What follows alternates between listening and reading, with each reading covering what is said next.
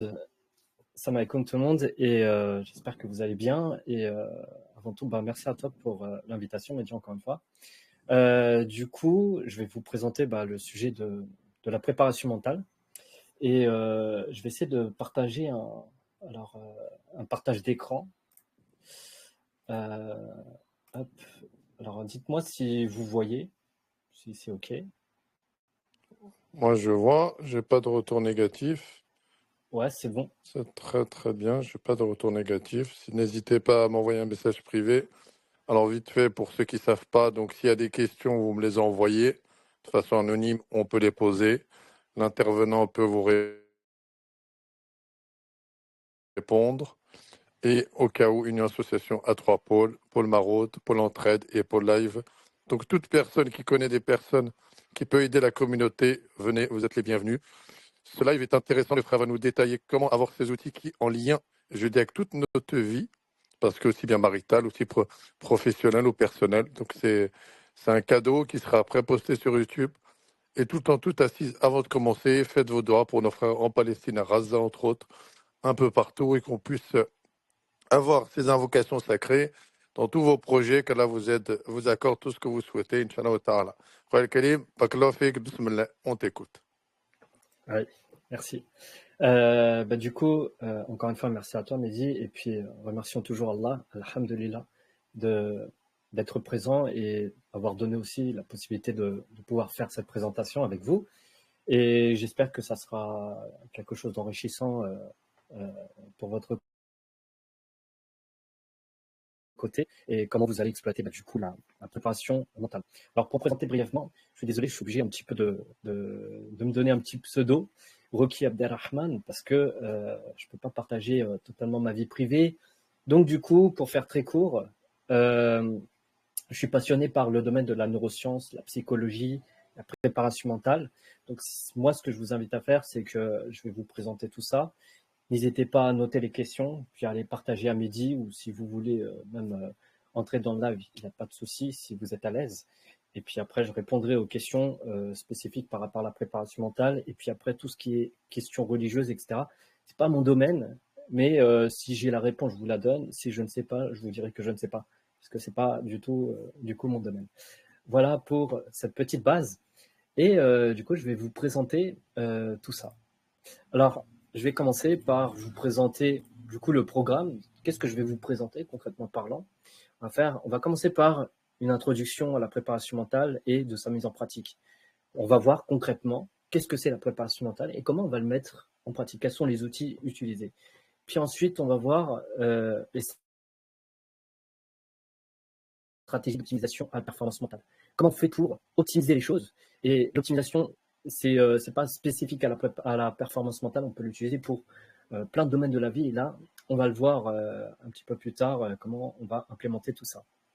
Et puis ensuite, on va rentrer dans des applications concrètes, des expériences personnelles que j'ai eues, et que vous allez voir que des fois, c'est intéressant quand on a la confiance envers Allah. C'est vrai que c'est un sujet sur la préparation mentale, mais il y a aussi un lien avec Allah. Euh, Allah nous prépare spirituellement déjà pour l'au-delà. Et en fait, il faut comprendre que toutes les choses qui sont préparées nous permettent justement d'anticiper les choses et pour mieux agir avant que on tombe dans les imprévus. Et d'où l'importance justement de savoir comment on fait pour justement se préparer aux événements qui peuvent se passer pour mieux appréhender un objectif, un problème, etc. Continuellement, on est toujours dans un état de stress et c'est à nous de justement apprendre à avoir cette capacité rationnelle à prendre les meilleures décisions. Alors, des fois, tu Donc, parles un peu rapidement, je ne sais pas si c'est en accéléré. C'est pour ça que je me permets ah, je... d'intervenir. ok, D'accord. ça marche. Non, J'essaierai de parler un petit peu plus lentement. Euh, du coup, je vais avancer. On va commencer par une introduction à la préparation mentale et de sa mise en pratique. Alors, moi, ce que j'aime bien faire, c'est la base, c'est-à-dire donner une définition à chaque chose, donner une base, comme ça, on rentre un peu plus dans le détail. Alors, du coup, on va se poser la question suivante, c'est quoi le mental? Qu'est-ce que c'est le mental? Et le mental, ça désigne la façon dont nous pensons, ressentons et réagissons face aux situations complexes. Ça veut dire quoi? Ça veut dire qu'il y a 3 éléments: penser, ressentir et réaction. Donc, c'est les comportements. Donc, la pensée, c'est la façon comment on va réfléchir, comment on va avoir un mode de réflexion par rapport à quelque chose. Ensuite, on va ressentir les choses, donc ce sont des émotions. Et puis ensuite, la réaction. Après les émotions, après un ressenti, on va agir. On va avoir une réaction. Face à quoi? Face à une situation. Et pas n'importe quelle situation, une situation qui est complexe, une situation qui, qui n'est pas stable. On va réagir.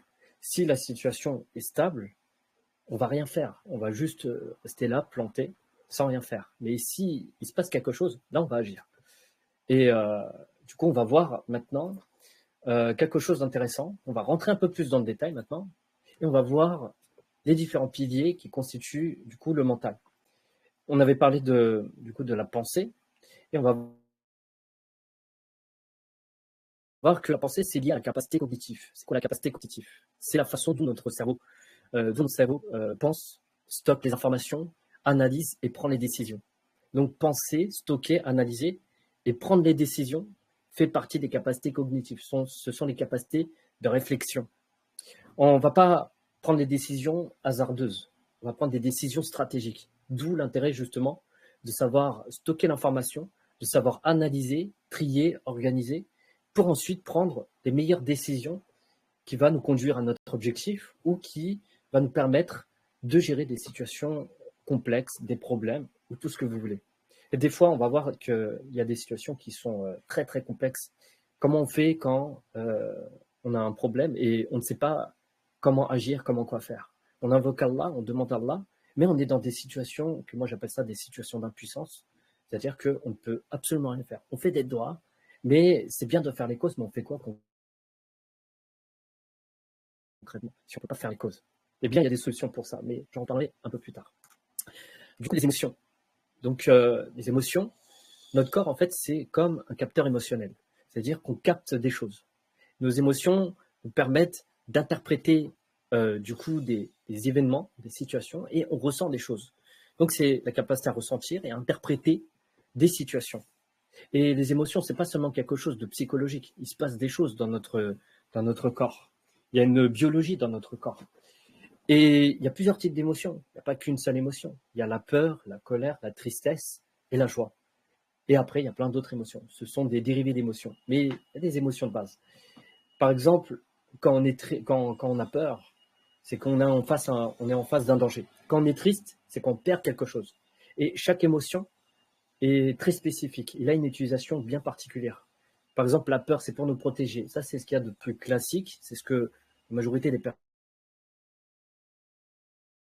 savent concrètement à quoi sert la peur. Mais la tristesse, ça sert à quoi? Pourquoi on est triste? La tristesse, ça nous permet d'accepter justement le passé, d'accepter la perte.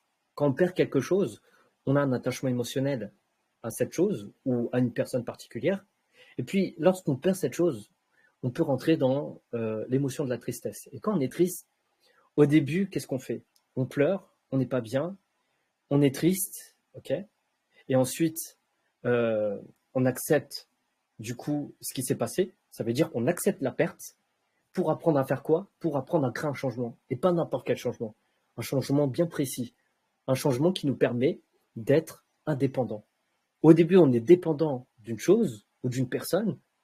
Ça veut dire qu'on a un lien émotif par rapport à cette chose-là en question. On est dépendant, ça veut dire que on a besoin de cette chose. Et puis, lorsqu'on est séparé de cette chose, on apprend à être quoi? À être indépendant. Et tout au long de notre vie, Allah nous donne des choses, et des fois, il nous retire. Et quand on nous retire des choses, c'est pas pour rien. C'est pas pour faire joli. C'est parce que derrière, tu vas apprendre à être indépendant. Et il faut bien comprendre comment marchent les émotions. Chaque émotion a une utilité intéressante. La colère nous permet de nous protéger. Quand on est victime d'une injustice, on ne va pas se laisser aller. On va se défendre. On a besoin de déployer beaucoup d'énergie pour justement défendre notre cause. Ça sert à ça la colère. Et il faut que ça soit une colère intelligente.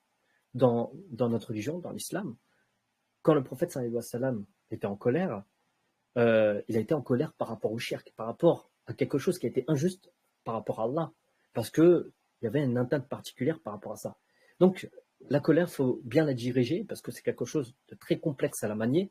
Mais si on sait utiliser la colère à notre avantage, on peut l'utiliser, par exemple, pour lui donner une direction bien particulière, pour lui donner une direction vers un objectif précis. Imaginez, vous êtes frustré, vous avez marre de vivre une situation et vous voulez absolument changer. Bah, vous pouvez véhiculer de la colère pour utiliser cette émotion et pour justement la concrétiser à travers des actions qui va vous donner un boost d'énergie. Tout dépend de la manière comment vous allez utiliser les émotions. Et la préparation mentale, plus particulièrement dans le cadre des championnats, concours, on utilise ces émotions à nos avantages pour atteindre un but, pour être dans un état de flow, pour être à son maximum potentiel. Maintenant, on va voir aussi que le pilier, parmi les piliers du mental, il y a l'état psychologique. Et l'état psychologique, qu'est-ce que c'est?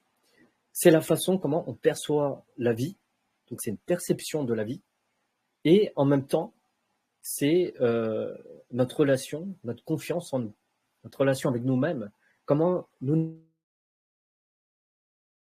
voyons. Est-ce que je me sens nul ou est-ce que je me sens bien? Est-ce que je suis meilleur? Est-ce que je suis un professionnel? C'est aussi cet état d'être, c'est-à-dire la façon comment on se voit. Est-ce que tu es dans un état dépressif, dans un état euphorique, ou est-ce que tu es dans un état colérique? Donc, c'est ça l'état psychologique. Quel est l'état actuel? Comment tu te vois toi-même? Et comment est-ce que tu réagis face à une situation? Est-ce que toi, tu te sens nul ou pas? Et à chaque fois qu'on vit une situation, surtout quand elle est à notre désavantage, l'idée c'est de prendre du recul et de comprendre les choses de manière rationnelle pour se dire, ok, d'accord, il y a un truc qui ne va pas. Comment est-ce que je peux corriger face à cette situation, face à ce problème? À chaque problème, il y a toujours une situation. À chaque problème, pardon, il y a toujours une solution. Et cette solution, il faut la retrouver auprès d'Allah. Des fois, on ne sait pas comment on va faire les choses. Donc, il faut s'en remettre totalement à Allah. Donc, la différence qu'on va faire dans cette présentation, c'est vrai, c'est le sujet de la préparation mentale.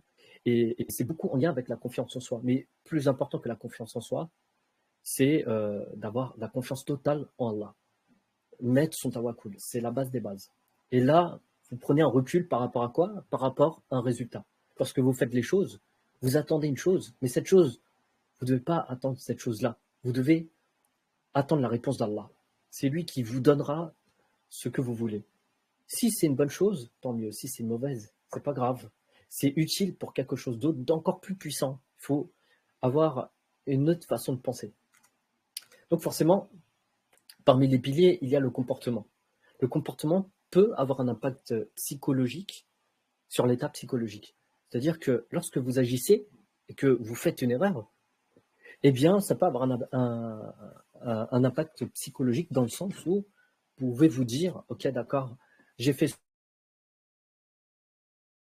ceci, cela, c'est à cause de moi, je suis nul, je suis mauvais.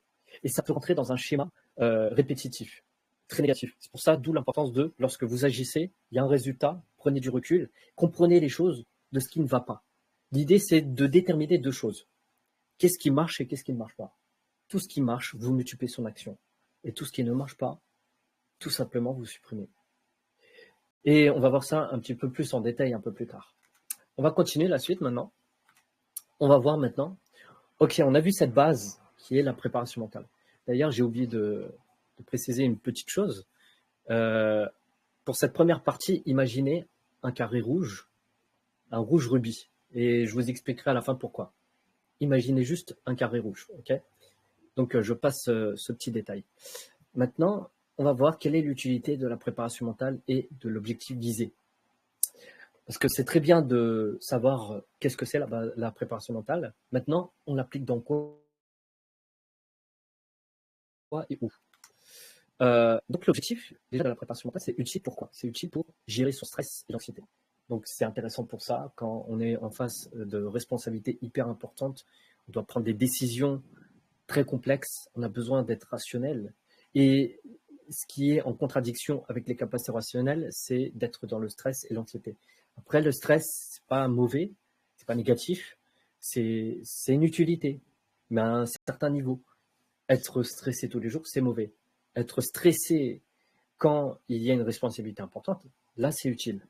Pourquoi? Parce que ça va vous donner du boost, ça va vous permettre de rester focalisé sur des choses importantes. Après, bien sûr, vous perdez un petit peu la capacité rationnelle, mais l'idée est là. Après, l'anxiété, ça peut éliminer l'anxiété. Si vous faites de la préparation mentale, c'est intéressant par rapport à ça. Vous éliminez toute forme de peur et vous vous remettez envers Allah. Ça permet Juste d'améliorer. Oui, au cas où, comme ça, s'il y en a, c'est pas clair, n'hésitez pas, comme ça au moins, parce que je sais que là, il envoie du très costaud. Si vous avez des interrogations ou prendre la demande de micro, n'hésitez pas, hein. Comme ça, s'il y a des questions, il y en a, ils veulent interagir. Je pense que tu es partant. Il est disponible, frère, pour répondre à vos demandes, hein. il n'y a pas de souci, ça marche. Désolé hein, si je vais un petit peu vite. Je ne sais pas si j'ai un débit de parole assez rapide, mais bon, on va passer ça. Du coup, ça permet d'améliorer du coup sa concentration, la préparation mentale, et puis forcément de renforcer sa confiance en soi. Moi, par rapport à ça, ce que je vous conseille, c'est plutôt de vous remettre totalement en Allah. La préparation mentale, c'est bien. La confiance en soi, c'est une chose. Après, la confiance envers Allah, c'est autre chose. C'est complètement différent. Chaque fois que vous avez une attente d'un résultat, cool. Faut pas se casser la tête par rapport à ça. Mais je le mets parce que ça permet aussi de renforcer la confiance en soi. Renforcer aussi sa capacité résiliente, c'est-à-dire que quand on est dans des situations très difficiles, après la difficulté vient la facilité. Donc là, ça marche vraiment dans ce domaine-là, la préparation mentale. Ça vous prépare mentalement à des choses complexes, à des choses, à des obstacles. Et vous vous cassez la tête à savoir comment faire ceci et cela. Et donc, avec le temps, à force de vivre des expériences douloureuses, vous devenez fort mentalement. C'est une question de pratique, c'est une question de travail. Après, on ne va pas chercher les problèmes. C'est Allah qui décide quel problème on a dans notre vie quotidienne. Mais quand on veut atteindre un certain objectif ambitieux, très difficile, très complexe, où les gens n'y croient pas, mais toi, tu es le seul à croire, et bien là, c'est intéressant de faire face à tous les problèmes et de renforcer son mental. Ça permet logiquement de viser une performance. Donc vous voulez atteindre un certain niveau. Une performance, c'est pas seulement un résultat, c'est d'être le meilleur, c'est d'être le numéro un, c'est de viser un record. C'est ça une performance. Et ça, on va le voir un peu plus en détail comment on fait de la performance. Et bien sûr, ça permet logiquement d'éclaircir les prises de décision. Vous ne faites pas les choses au hasard. Quand on fait de la préparation mentale, on se prépare. On se prépare à quoi? On se prépare à toute éventualité pour éliminer tous les doutes et l'incertitude pour avoir que de la certitude dans ce que l'on fait. Et ensuite, le résultat ne vient que d'Allah. Donc voilà comment on voit les choses de cette manière-là, comment je vois les choses de cette manière-là. Donc, au niveau des décisions, vous devez savoir pourquoi vous prenez telle ou telle décision. C'est pas du hasard, on ne joue pas à la carte. On fait les choses avec une intelligence derrière, de comprendre qu'est-ce qui va et qu'est-ce qui ne va pas. Et puis ensuite, ça permet forcément de favoriser un état optimiste. Même quand tout va mal, tout va bien. Même quand tout va mal, tout va bien. C'est-à-dire que autour de toi, même quand la situation va et tend vers un événement catastrophique, dans ce que tu vas voir, dans ce que tu vas obtenir, même si tu as 10%, voire même 1% de chance de réussir, c'est pas grave. Si tu mets ta certitude envers Allah, tu as 100% de réussite. 100%. Parce que même si c'est 1%, il ne faut pas regarder le 1%. Il faut regarder à qui tu fais confiance par rapport à Allah. Si tu mets ta confiance envers Allah, que tu as ou que tu n'as pas la chose, c'est un bon truc. C'est ça être optimiste. Quelle que soit la situation, tu ne dois pas te mettre en colère si ça ne marche pas. Non, ça ne marche pas, tu acceptes, tu avances. Et si ça marche, tu essaies de comprendre pourquoi ça a marché pour ensuite chercher l'optimisation. Il y a des manières de faire, des fois, dans les choses. Donc maintenant, on va voir, du coup, une dernière chose, comment utiliser et pratiquer la préparation mentale. Là, ce que je vous invite à faire, c'est, je vais vous partager les outils, mais je n'aurai pas le temps de savoir comment les appliquer, comment les mettre en place. Donc, ce que je vous invite à faire,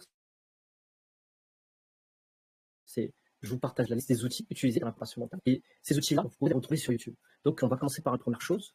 Donc, la visualisation, c'est quelque chose de très basique de ce qu'on voit dans la préparation mentale. Généralement, on nous demande de visualiser des objectifs. c'est vrai, la visualisation, c'est très puissante par rapport à ça. Mais ça ne concerne pas seulement visualiser un objectif. Il faut visualiser les actions. Il faut visualiser comment vous allez faire les choses. Il y a des études qui ont déjà montré concrètement que, et ça a été démontré vraiment pas mal de fois, que la visualisation, c'est très puissant. C'est-à-dire qu'on a fait des études, on a comparé des groupes de personnes, des personnes qui faisaient de la visualisation, des personnes, un autre groupe qui faisait de la visualisation et de la musculation, et un autre groupe qui ne faisait que de la musculation. Et le groupe qui a fait que de la visualisation sans muscule a pris un gain musculaire. Peut-être minime, il a quand même pris. Et le deuxième groupe qui a fait du musculation a pris beaucoup plus de masse musculaire que le groupe qui n'en a pas fait, qui ont fait de la muscu et qui n'ont pas fait. Ça a été démontré pour le domaine de l'apprentissage. On a testé des personnes pour apprendre du piano et toujours les mêmes catégories, visualisation et ceux qui visualisent sans pratiquer et ceux qui pratiquent avec la visu et un autre sans la visu. Donc du coup, c'est le même résultat. On voit que la visualisation a un impact sur l'apprentissage, que ce soit physiquement parlant ou intellectuellement parlant. Ce que je vous conseille maintenant, visualisation, vous tapez sur YouTube, technique de visualisation, préparation mentale. Vous trouverez toujours la manière de comment le mettre en pratique.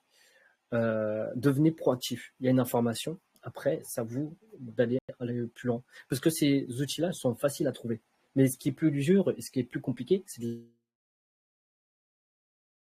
les implémenter et de le faire tous les jours à une fréquence constante, etc. Et ça, c'est un travail à faire. C'est une question d'habitude. Une fois qu'on a créé cette habitude, là, ça devient extrêmement puissant. Mais si on ne crée pas cette habitude, ça devient compliqué. Il faut au minimum au moins 3 mois pour créer une habitude. Et une fois que cette habitude est créée, c'est parfait.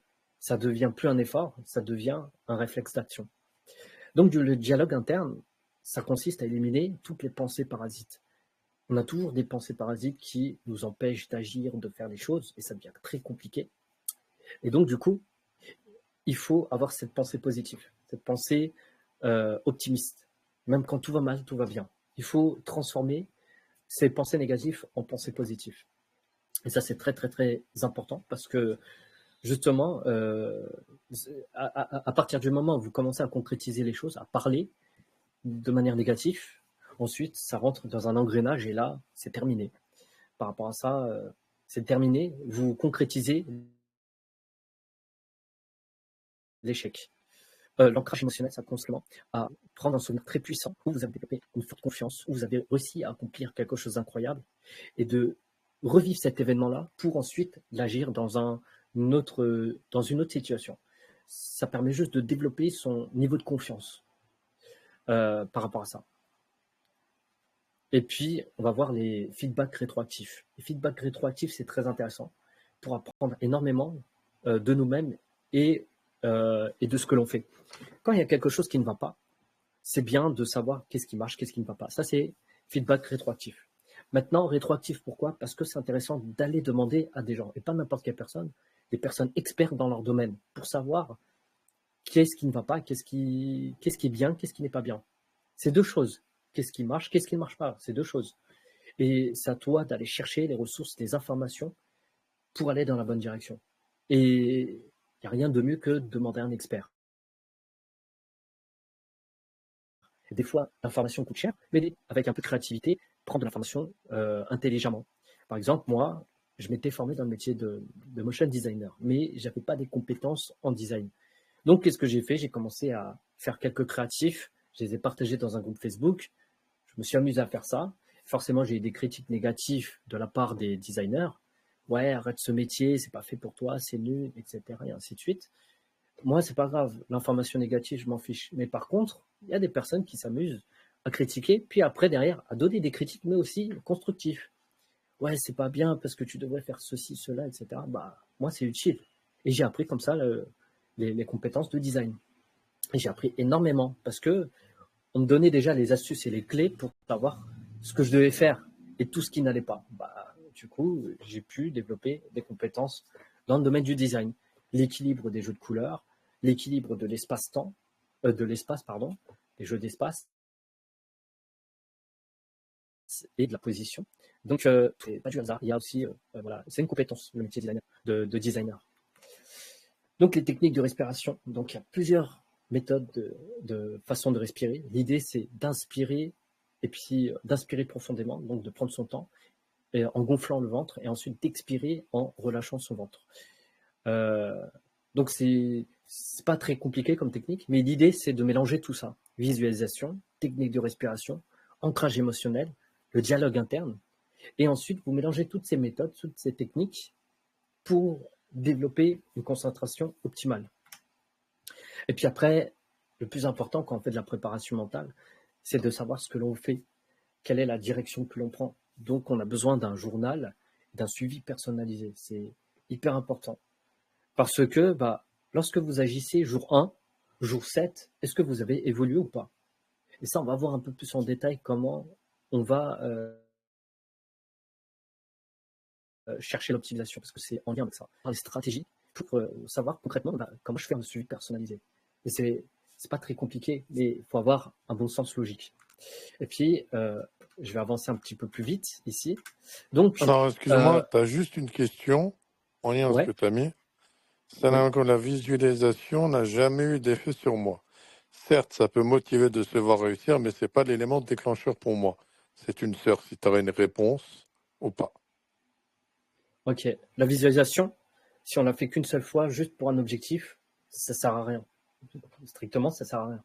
La visualisation, c'est pas une fois, c'est pas deux fois, c'est tout le temps et tous les jours avec une fréquence régulière. Et c'est pas de visualiser seulement un objectif, mais de visualiser les actions que l'on va faire. Ça permet d'anticiper quoi? Ça permet d'anticiper, on va dire, l'effort. Par exemple, quand on a un obstacle, concrètement, on va pas sauter directement. On va d'abord imaginer comment on va sauter. Ça permet de limiter les efforts, de faciliter son action, mais ça fait pas tout. Donc, c'est la visualisation, c'est pas seulement un élément pour motiver, c'est pour limiter à la base l'effort que l'on va fournir. C'est plus fait pour ça. Et après, ça permet aussi forcément de motiver. Qu'est-ce que l'on veut obtenir, etc. Mais c'est pas que pour ça. Ça dépend de la manière comment on va l'utiliser, la visualisation. Je sais pas si ça répond du coup à la question de la sœur en question. Merci, elle a marqué. Merci à toi. Oui, c'est bon. D'accord, ça marche. Je continue la suite, n'hésitez pas si vous avez des questions. On va voir maintenant le contexte d'application pour la préparation mentale. Donc, situation d'impuissance, comme je vous l'ai dit, comment on fait quand on est face à une situation complètement bloquée, on ne sait plus quoi faire, comment faire. Là, il faut s'en remettre totalement à Allah. Ça, on va voir un peu plus tard, mais l'idée, c'est très simple. C'est d'accepter sa situation. Et ensuite, avec ce qu'on a et ce qu'on peut faire, avec ce qu'on a, ce qu'on possède, qu'est-ce que tu peux faire avec? C'est ça le jeu. C'est de voir la vie comme un jeu et de voir, OK, tu as des règles, tu as des moyens. Avec ces moyens-là, qu'est-ce que tu peux faire avec? Si tu peux absolument rien faire, accepte ta situation, patiente et persévère et fais des invocations. Reste dans l'invocation parce que l'invocation est déjà une cause pour changer des situations improbables. Et des exemples concrets, j'en ai plein, personnels, où tu te dis, comment j'ai pu m'en sortir pour me sortir de telle situation alors que ça paraissait impossible. Et des fois, ça paraît complètement improbable d'avoir des situations qui changent du jour au lendemain. Et ça, j'en parlerai un peu plus vers la fin. Donc, du coup, la préparation mentale utile pour le contexte d'application, donc dans les objectifs ambitieux. Forcément, les concours championnats, c'est utilisé pour ça, principalement. Entrepreneurial, on assimile beaucoup les entrepreneurs à des vrais champions. Le niveau de complexité pour réussir dans ce domaine-là est très, très, très difficile. Donc forcément, on développe un certain mental. Et puis le cadre salarial. Si par exemple, tu dois être amené à parler en tant que manager, tu dois parler à un groupe de personnes, donc il y a une situation stressante, la préparation mentale est importante dans ce domaine-là. Ou même quand tu as un jeu de responsabilité très important, c'est intéressant. Et forcément, le cadre militaire.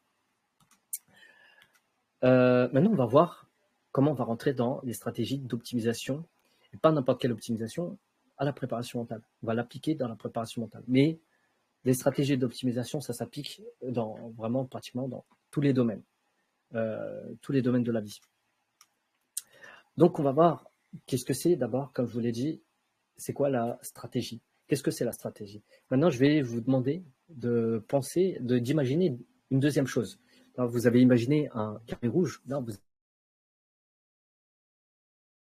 allez imaginer un carré vert, un carré émeraude, de couleur émeraude. Après, on en reparlera tout ça, pourquoi j'ai fait ça.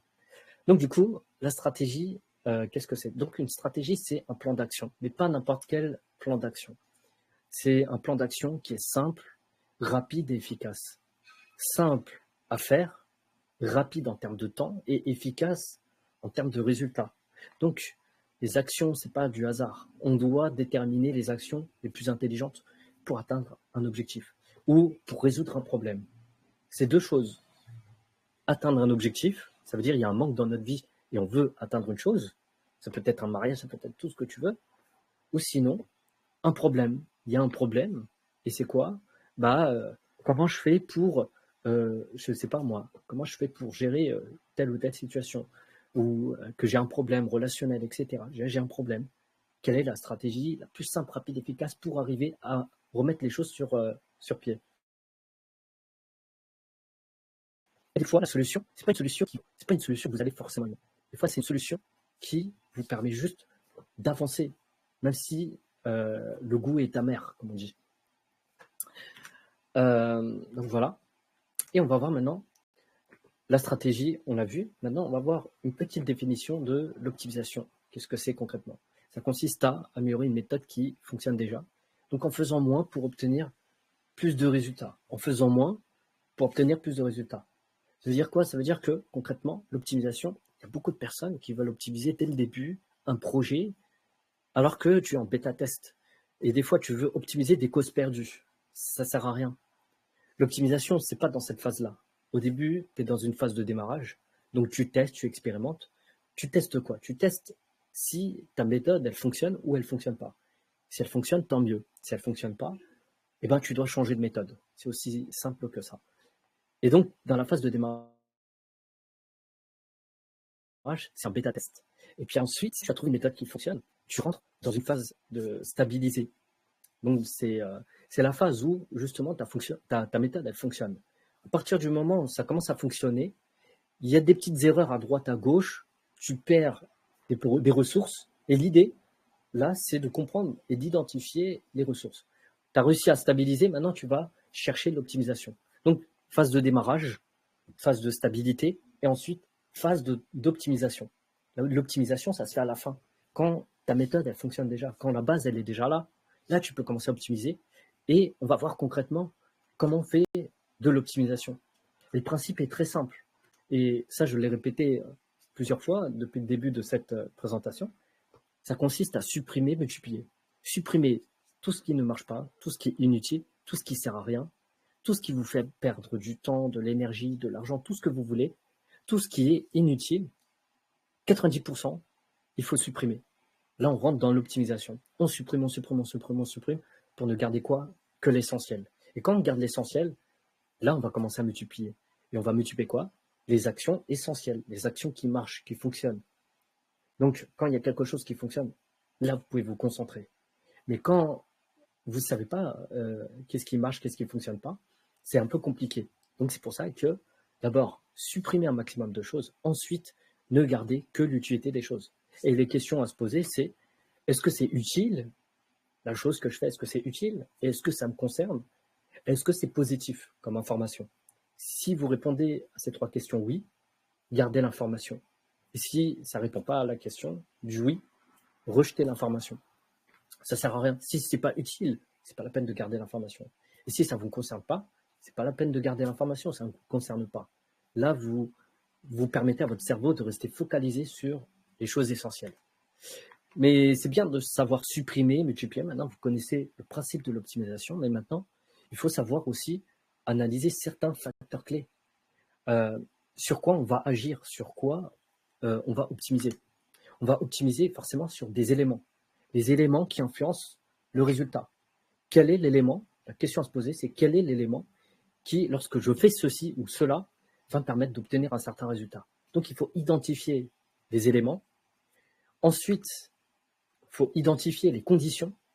Lorsque tu as trouvé un élément, quelle est la condition pour pouvoir faire ou agir sur cet élément? Quelle est la condition pour pouvoir agir? Si par exemple tu lances un projet, la condition c'est quand même d'avoir un certain budget avant de se lancer dans un projet entrepreneurial. Si tu veux faire un marathon 40 km, un marathon de 40 km, il faut avoir un certain conditionnement physique. Tu ne peux pas tout de suite rentrer dans quelque chose, dans un objectif dans lequel tu n'es pas prêt. Donc, les conditions est la base élémentaire pour pouvoir agir sur tel ou tel élément. Et puis, il y a un contexte d'application. Ce que tu peux faire, tu ne peux pas faire pour tout et n'importe comment et n'importe où. Non, il y a un contexte d'application. C'est bien d'avoir les conditions. Les conditions te donnent la capacité de savoir si tu es dans la capacité de pouvoir faire ou pas. Mais même si tu as la capacité de pouvoir faire, est-ce que tu es en règle? Le contexte d'application, par exemple, dans le domaine du marketing, te permet, OK, de faire de la publicité, etc. C'est très bien. Mais maintenant, OK, la publicité, tu ne peux pas faire n'importe comment. Il y a un contexte juridique. Quelles sont les règles que tu dois respecter par rapport aux utilisateurs qui te partagent des données informationnelles privées? Et toi, est-ce que tu rentres dans ces conditions ou pas? Est-ce que tu respectes les cookies utilisateurs? Et ça, c'est important de bien comprendre quel est le contexte d'application. Le contexte d'application te donne l'autorisation. Est-ce que tu as le droit ou tu n'as pas le droit? La condition, c'est est-ce que je peux le faire ou pas? Et les éléments te permettent de déterminer le niveau de résultat si tu agis sur tel ou tel élément. Si ça n'a aucun, s'il n'y a aucun résultat, cet élément-là est inutile. Si cet élément-là a une influence sur ce que tu recherches, là c'est intéressant. On va voir maintenant comment on va analyser et comprendre le processus d'évolution. Maintenant, c'est très bien de savoir sur quel élément agir et quoi faire. Mais comment on fait pour maintenant voir son évolution? Et on va voir, du coup, je partage ça rapidement, deux types de vision. Vision classique et vision spécifique. Là, ce n'est pas de la visualisation. Là, je parle de vision, un champ de vision, c'est-à-dire une manière de regarder sur les choses. Il y a la vision classique qu'on connaît tous, moyen, court terme. Ça veut dire que on prend par exemple un référentiel, le temps. J'identifie une action et je le regarde sur le temps, par exemple, en fonction du temps, sur le court, moyen, long terme. En journalier, en semaine et en mois. Court, moyen, long terme. Ou sinon, ça dépend du référence que vous prenez. Si c'est en jours, ou ça peut être en mois et ensuite en plusieurs années, 10 ans. Par exemple, 2 semaines, ça c'est le court terme. Moyen terme, c'est 2 mois. Et long terme, c'est 1 an. Donc, c'est à vous de définir votre référentiel par rapport à votre vision. Et la vision spécifique, globale, c'est imaginons que là, OK, vous prenez sur un jour, une semaine, un mois. Ça, c'est la vision classique. Mais globale, vous prenez sur toute l'année, voire même sur 10 ans, 20 ans d'avance. Là, vous regardez sur des plans très, très lointains.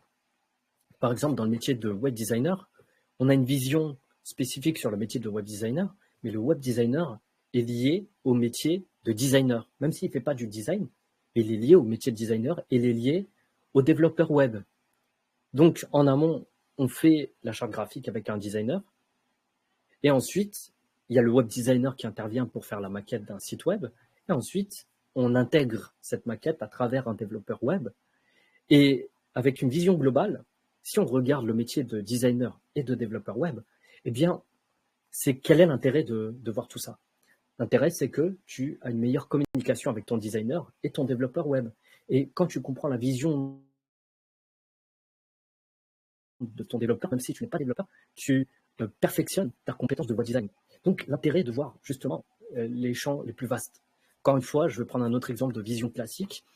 Vision classique, dans la savane, je prends l'horizon. On regarde l'horizon, donc on voit la savane, le truc classique. Puis ensuite, vision maintenant moyenne. On regarde un arbre, vision courte.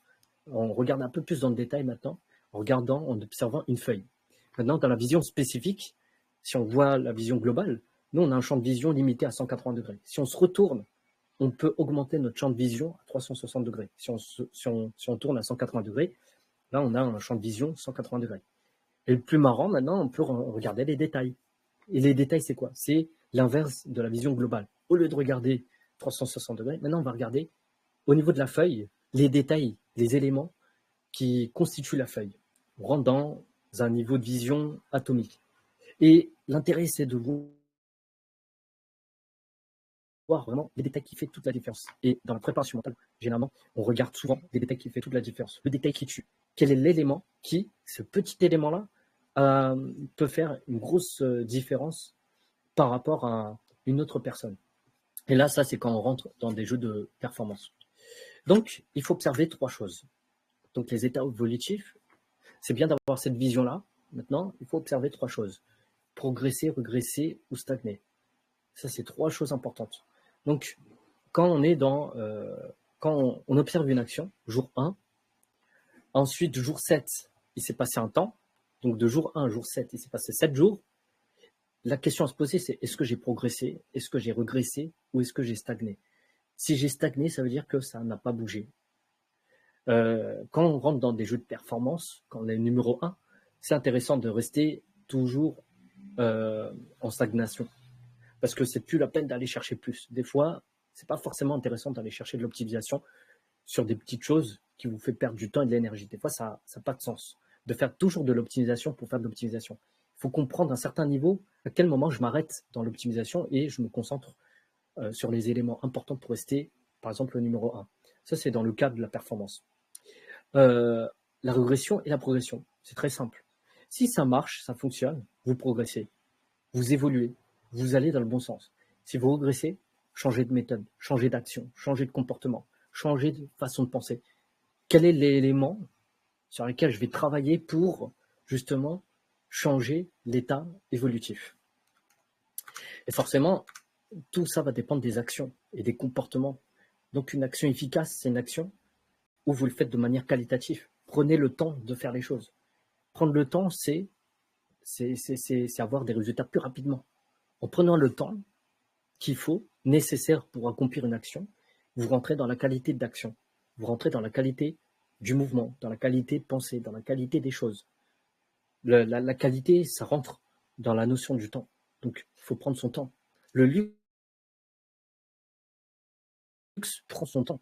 Quand on veut luxueuse, les sacs de luxe, etc., quand on veut construire quelque chose, on ne le fait pas de manière industrielle. Non, il y a une méthode, il y a un process, et tout ça prend du temps. La qualité prend du temps, demande du temps. Et ce temps-là va vous permettre de gagner, du coup, vite en résultat. Et bien sûr, il faut rester constant. Quand vous agissez, il ne faut pas le faire une fois, 2 fois, 3 fois. Non, il faut le faire tout le temps et à chaque fois. Tout le temps, à chaque fois, ça veut dire que vous devez avoir une fréquence derrière. Et cette fréquence, c'est combien de fois? Combien de fois par jour? Combien de fois par semaine? L'idée, encore une fois, dans l'optimisation, faire plus en faisant moins. Donc, ça veut dire dans la fréquence, l'idée, c'est au début, je fais 5 fois par semaine, puis après 3 fois par semaine, puis après 2 fois, 1 fois par semaine. Pourquoi? Parce que le cerveau a commencé à prendre du coup de l'information, il la maîtrise, il la concrétise, et ensuite, vous devenez du coup, c'est devenu une habitude, mais surtout, vous arrivez à faire moins d'efforts pour faire plus de résultats. Au début, vous faites 5 fois par semaine, puis ensuite, vous avez réussi à diminuer pour faire 1 fois par semaine. Mais il y a certaines choses, vous ne pouvez pas arrêter la fréquence. Nous, on prie tous les jours, 5 fois par jour. C'est non négociable. Notre prière, c'est 5 fois par jour. Et pour faire nos prières, la condition, c'est quoi? C'est d'avoir les ablutions. Là aussi, ça rentre dans des règles très spécifiques. Et tous ces domaines-là, si vous arrivez à comprendre tout ça, ça marche pour n'importe quel type de domaine. C'est à vous de savoir comment exploiter l'information à votre avantage. Comment je fais pour progresser, évoluer, changer? Comment je fais pour avoir une action efficace? Est-ce que je suis dans la qualité d'action ou pas, etc. Donc, déterminer le niveau de fréquence qui peut évoluer et changer. Une fois que vous avez déterminé 5 fois par semaine, après, l'idée, c'est d'en faire moins pour ensuite rester constant et tout le temps et à chaque fois. Et il y a un minimum de fréquence. Peut-être que le but, c'est 2 fois par semaine. Et après, vous ne pouvez pas descendre plus parce que vous avez optimisé au maximum. Pour rester dans la qualité d'action, vous êtes obligé de faire 2 fois par semaine, par exemple. Quel que soit le projet ou l'action que vous voulez faire pour accomplir un but ou éliminer un problème. Du coup, maintenant, on va voir aussi quelque chose d'hyper important, c'est l'optimisation, on a vu ça, mais maintenant, l'optimisme. L'optimisme, ça consiste à croire un avenir favorable face à une situation d'impuissance. Même quand tout va mal, tout va bien. C'est toujours à votre avantage. Et on reconnaît toujours les mêmes types de personnes qui ont ces caractéristiques. D'abord, ils ont la pensée positive. Ça va pas bien, c'est compliqué, c'est mauvais, c'est dur, c'est... Non, moi je suis bien et j'arrive et ça va le faire. Anticipation favorable. Même quand ça va mal, tout va bien encore une fois. Ces personnes-là, les personnes qui sont optimistes, ils ont une vision de voir les choses qui est très différente de la plupart des personnes. Euh, Même quand 90% ça va échouer, ils se concentrent sur 10% qui va être favorable à cette situation. Forcément, capacité résiliente. Les personnes qui sourient, qui rigolent tout le temps, généralement, ce sont des gens qui ont, c'est pas tout le monde, mais souvent, de ce que j'ai vu, de ce que j'ai remarqué, c'est souvent des personnes qui ont eu un certain vécu, qui ont une capacité résiliente. Et aussi orienté action. Ils ne restent pas inactifs. On n'est pas inactif. Surtout dans l'islam, on n'est pas inactif. On est des personnes proactives, c'est-à-dire qu'il y a un problème, on agit. On ne reste pas planté là. Sauf quand on est dans une situation d'impuissance. Et situation d'impuissance, c'est quelque chose de bien particulier. Tu ne peux absolument rien faire. Tu dois t'en remettre envers Allah et tu ne peux que faire des invocations. Elle est là la solution.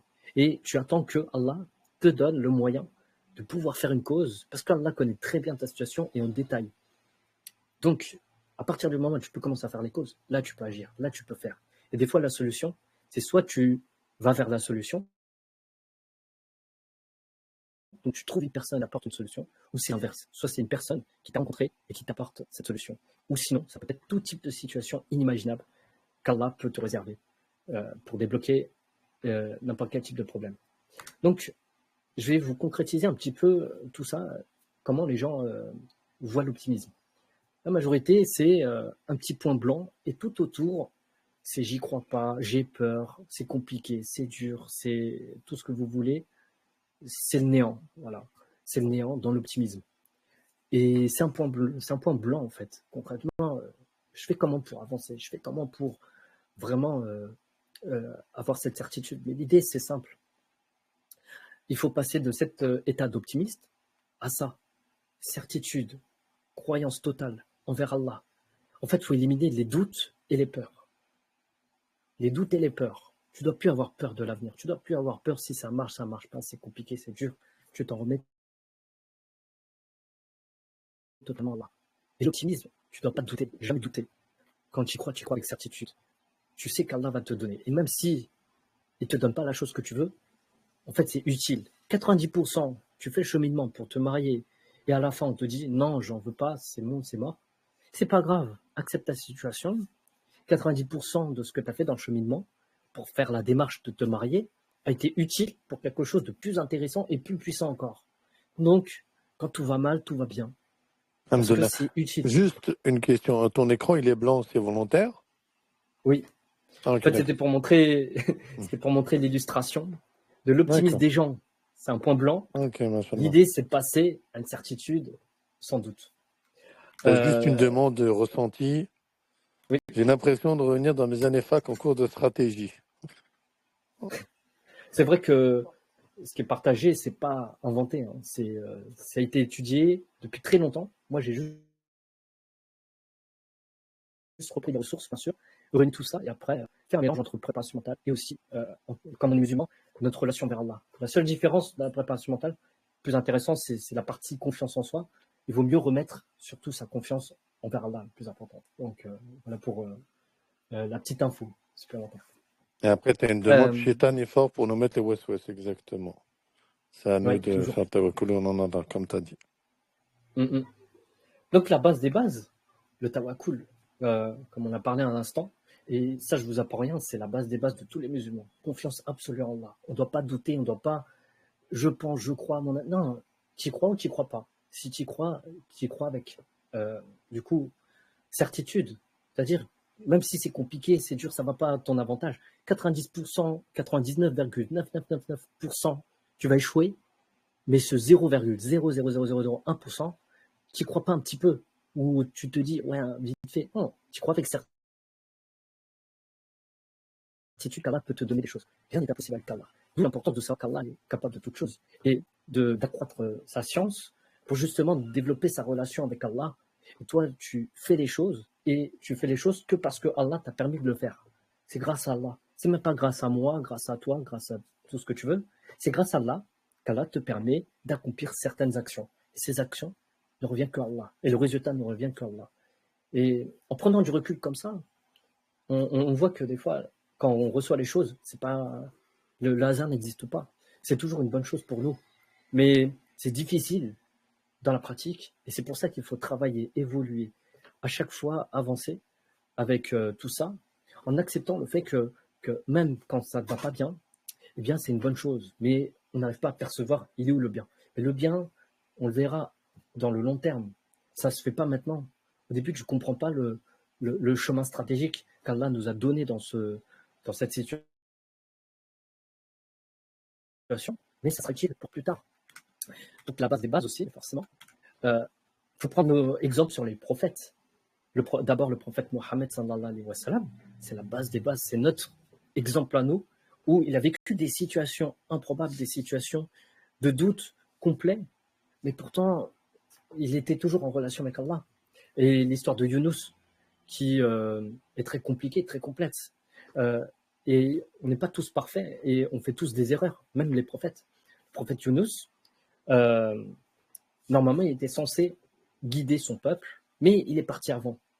Au lieu d'attendre un certain délai, il est parti 2-3 jours avant. Et quand il est parti, du coup, il s'est retrouvé dans une situation très complexe. Il a été jeté, vous connaissez tous l'histoire, mais je le résume très brièvement, jeté dans la mer, dans une nuit noire, avalé par une baleine ou un poisson, et ensuite au fond de l'océan. Donc 3 couches de ténèbres. La nuit, celle de la baleine, et au fond de l'océan. Imaginez la situation, très compliquée. Et maintenant, là, on se retrouve complètement dans une situation d'impuissance. Et le prophète Yunus, paix sur lui, il n'a pas demandé à Allah, sauve-moi, s'il te plaît, j'ai besoin de toi. Non, il a d'abord demandé le pardon. Et c'est le pardon qui lui a sauvé la vie. C'est ça qui lui a sauvé la vie. C'est ça qui a changé la situation de Yunus. Et je vous invite, vraiment, je mets l'accent sur ça, de faire l'istighfar. Pas un petit peu, pas vite fait. L'istighfar en abondance. Vous allez voir que ça peut apporter énormément de choses dans votre vie. Des situations complètement improbables, ça peut changer complètement. L'histoire d'Ibrahim, c'est une histoire que j'aime beaucoup. Pourquoi? Parce que, comme vous le savez déjà, son père était polythéiste. Et il faut savoir que moi, je suis converti à l'islam depuis très longtemps. Et mon père est du coup hindou, donc il croit à plusieurs dieux. Et ce que j'ai trouvé marrant avec l'histoire de Ibrahim, en quelque sorte marrant, paix sur lui, c'est que le prophète Ibrahim, quand il a détruit les statuettes, et ensuite il a dit à son père que c'était la plus grande qui avait agi, qui avait détruit les autres, il était dans l'incompréhension et il lui avait dit que c'était impossible. C'est pas possible, c'est impossible, c'est une statue, c'est logique. C'est pas possible, une statue ne peut pas bouger. Eh bien, je me suis, quand j'étais jeune, j'étais jeune, hein, je me suis amusé à faire ça. C'est-à-dire, j'ai cassé des statuettes et puis j'en ai laissé une. Et j'ai dit exactement ça à mon père, c'est que c'est cette statuette, pardon, qui a détruit les autres. Et mon père a eu la même réaction. Comme quoi, des fois, même à travers les prophètes, on peut se retrouver un peu à travers leurs histoires. Et si vous étudiez bien les histoires de chaque prophète, on peut tous se retrouver à travers ce qu'ils ont vécu, à une échelle forcément différente. On n'est pas des prophètes, mais ce sont des exemples. Ils n'ont pas été donnés là par hasard. Ils ont été là, ils ont été envoyés parce que c'est des exemples, justement. On peut se baser sur eux. Et on peut se baser également sur des personnes qui ont eu du vécu. Donc, l'histoire de Moïse, aussi incroyable soit-elle, la séparation de la mer en deux. Quand on entend cette histoire, on l'entend tellement de fois, on se dit, ouais, c'est normal. Mais c'est pas normal. La séparation d'une mer en deux, c'est comme incroyable. C'est Allah qui a permis quand même de faire cet exploit. Et ça, c'est qu'un aperçu de ce qu'Allah est capable de faire. Tout ce que l'on voit autour de nous n'est qu'un aperçu. Mais dans l'au-delà, c'est encore plus inimaginable. La puissance d'Allah est illimitée.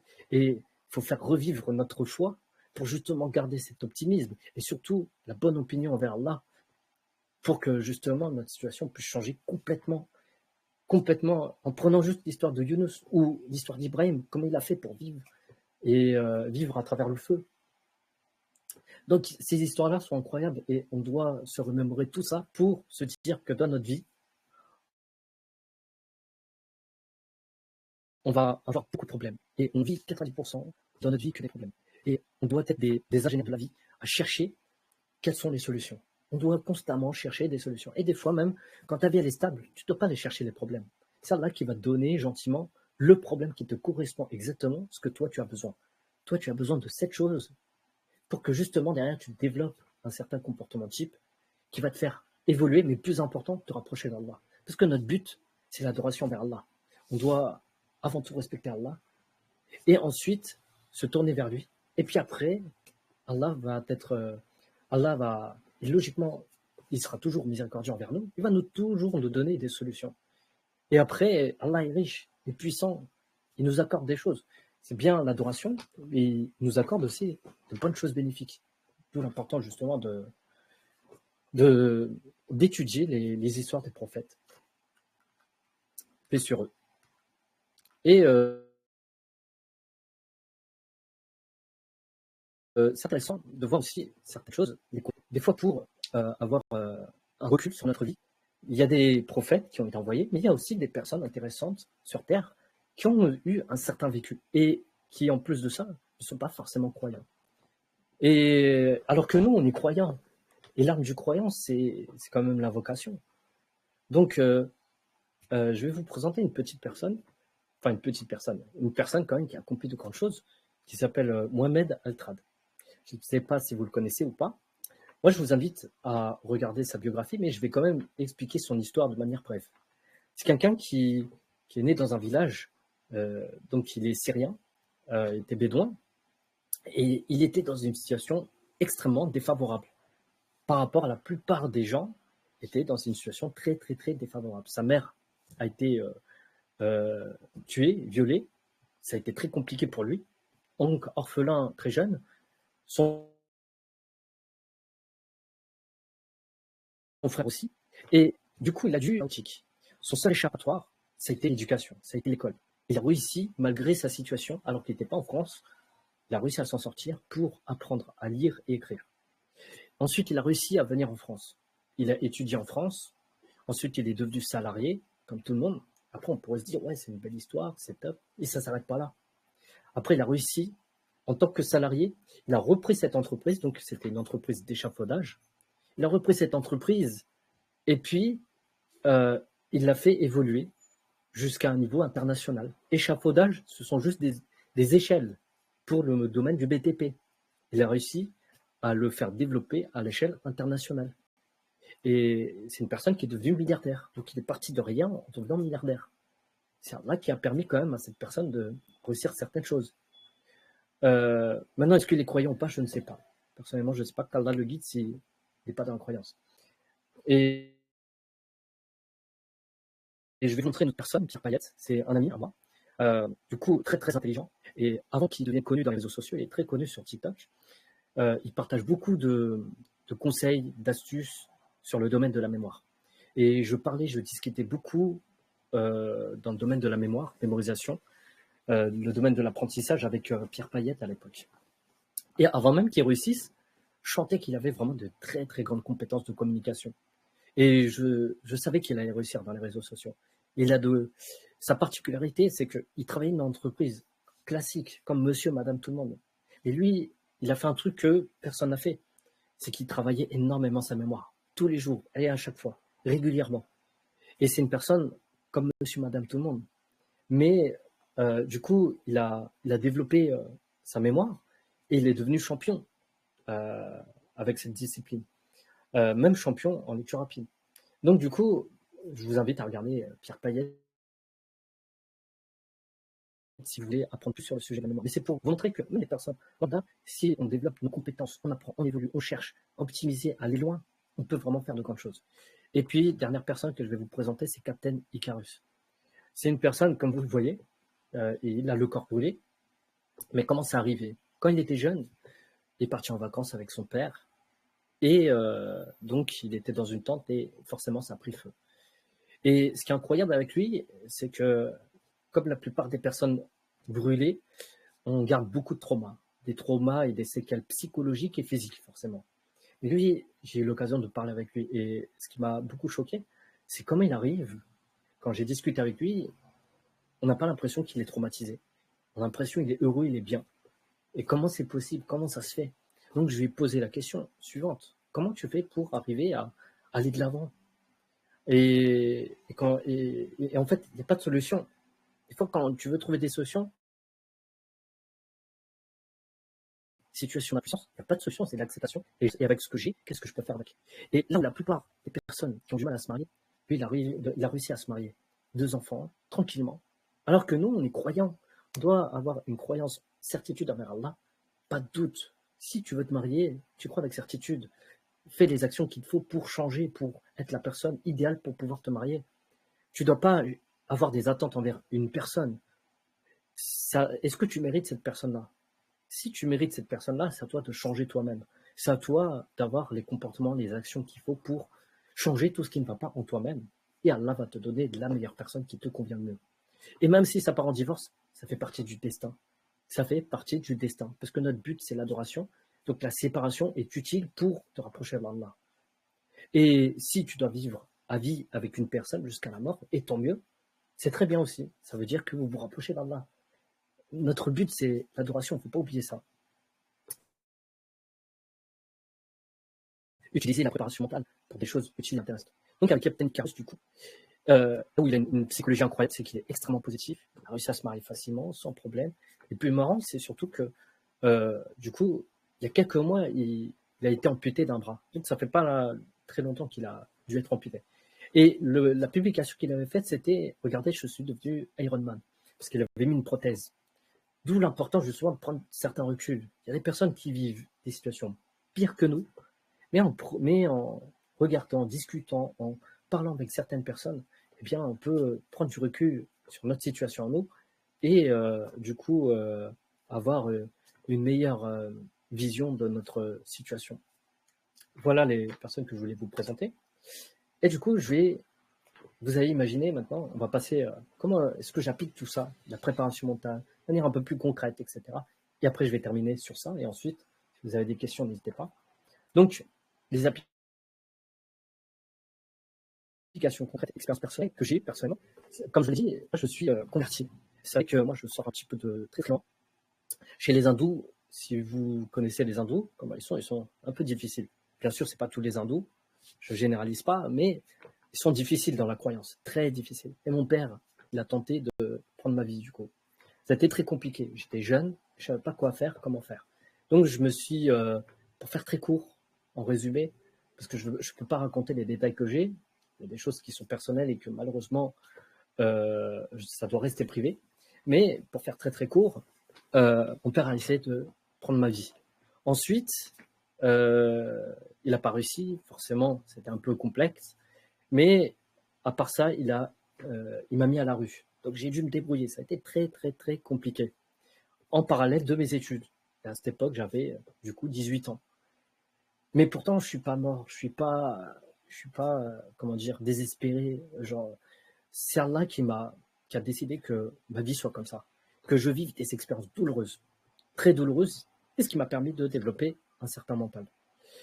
Par exemple, et après, bien sûr, j'ai réussi à m'en sortir. Le truc classique, comme tout le monde.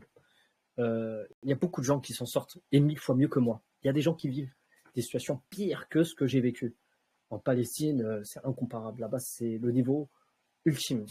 Donc, il y aura toujours pire que soi. Il faut toujours prendre du recul par rapport à ce que l'on vit.